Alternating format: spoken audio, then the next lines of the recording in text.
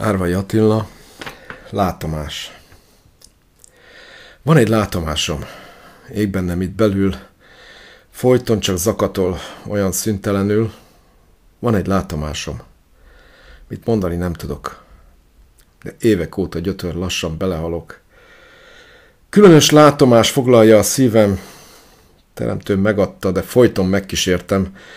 Kételjem is gyötör, talán gyarló vagyok. Látomásom szólít, sokszor nem alhatok. Látomás köszöntött ma is szakadatlan, éreztem illatát, bár éjjel még zokogtam, vigasztalt, átkarolt. Ne csüggedj, elsúgta, szavára felderült lelkem háborúja. Megszólított most is egy gyönyörű látomás, tudta, hogy bennem van-e szörnyű viaskodás. Édes látomásom, szánd meg a lelkemet. Tedd most élhetőbbé nehéz életemet. Látomás, segíts meg, most is hozzád szólok. Könyörgöm, szólíts meg, hogy vesszenek a kínok.